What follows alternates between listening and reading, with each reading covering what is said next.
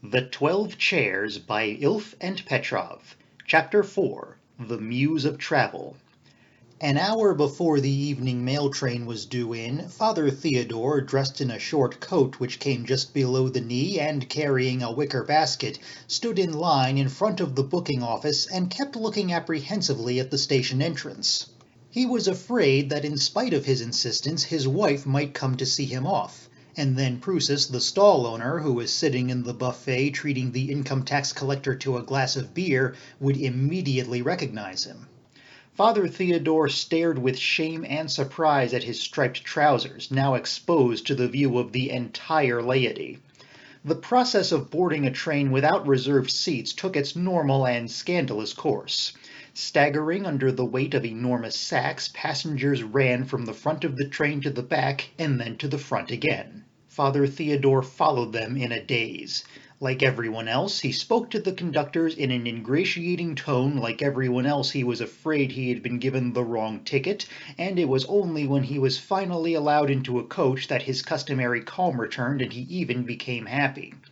The locomotive hooted at the top of its voice, and the train moved off, carrying Father Theodore into the unknown on business that was mysterious, yet promised great things. An interesting thing, the permanent way.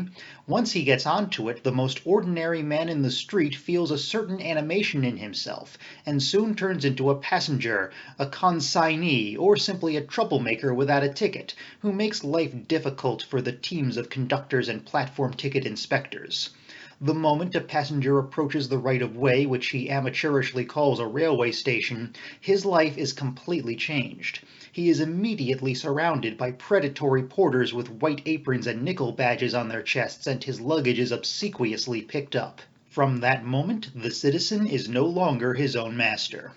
He is a passenger, and begins to perform all the duties of one. These duties are many, though they are not unpleasant. Passengers eat a lot. Ordinary mortals do not eat during the night, but passengers do. They eat fried chicken, which is expensive, hard-boiled eggs, which are bad for the stomach, and olives. Whenever the train passes over the points, numerous teapots in the rack clatter together, and legless chickens, the legs have been torn out by the roots by passengers, jump up and down in their newspaper wrapping. The passengers, however, are oblivious of all this.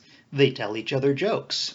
Every 3 minutes the whole compartment rocks with laughter, then there is a silence and a soft-spoken voice tells the following story. An old Jew lay dying. Around him were his wife and children. "Is Monia here?" asks the Jew with difficulty. "Yes, she's here." "Has Auntie Brana come?" "Yes." "And where's Grandma?" "I don't see her." "She's over here." "And Isaac?" "He's here too." "What about the children?" "They're all here." "Then who's minding the shop?" This very moment the teapots begin rattling, and the chickens fly up and down in the rack, but the passengers do not notice. Each one has a favorite story ready, eagerly awaiting its turn. A new raconteur, nudging his neighbors and calling out in a pleading tone, "Have you heard this one?" finally gains attention and begins. A Jew comes home and gets into bed beside his wife. Suddenly he hears a scratching noise under the bed. The Jew reaches his hand underneath the bed and asks, "Is that you, Fido?" And Fido licks his hand and says, "Yes, it's me."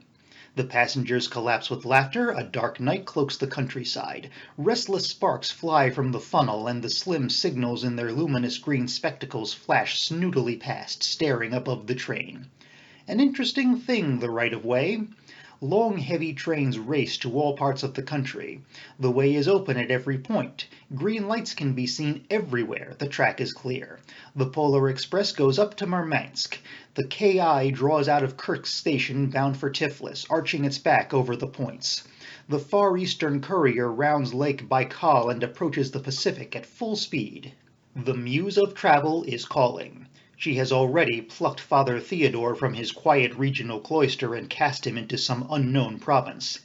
Even Ippolit Matveyevich Vorobianinov, former marshal of the nobility and now clerk in a registry office, is stirred to the depths of his heart and highly excited at the great things ahead. People speed all over the country.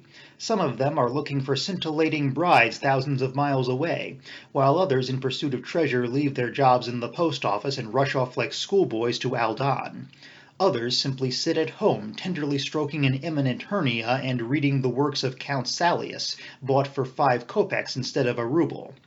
The day after the funeral, kindly arranged by Bezenchuk the undertaker, Ippolit Matveyevich went to work and as part of the duties with which he was charged, duly registered in his own hand the demise of Claudia Ivanovna Petrokov, aged 59, housewife, non-party member, resident of the regional center of N, by origin a member of the upper class of the province of Stargorod. After this, Ippolit Matveyevich granted himself a 2-week holiday due to him, took 41 rubles in salary, said goodbye to his colleagues, and went home. On the way, he stopped at the chemist's. The chemist, Leopold Grigorovich, who was called Lipa by his friends and family, stood behind the red lacquered counter surrounded by frosted glass bottles of poison, nervously trying to sell the fire chief's sister-in-law Ango cream for sunburn and freckles, gives the skin an exceptional whiteness. The fire chief's sister-in-law, however, was asking for Rochelle powder, golden color, gives the skin a tan not normally acquirable.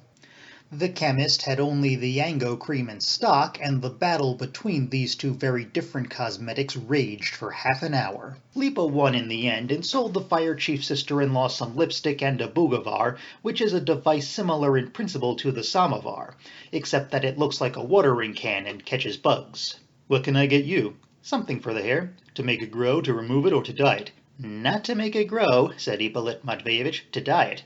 "We have a wonderful hair dye called Titanic. We got it from the customs people. It was confiscated. It's a jet black color. A bottle containing a 6-month supply costs 3 rubles 12 kopecks. I can recommend it to you as a good friend." Ippolit Matveyevich twiddled the bottle in his hands, looked at the label with a sigh, and put down his money on the counter. He went home and with a feeling of revulsion began pouring Titanic onto his head and mustache. A stench filled the house. By the time dinner was over, the stench had cleared, the mustache had dried and become matted, and was very difficult to comb.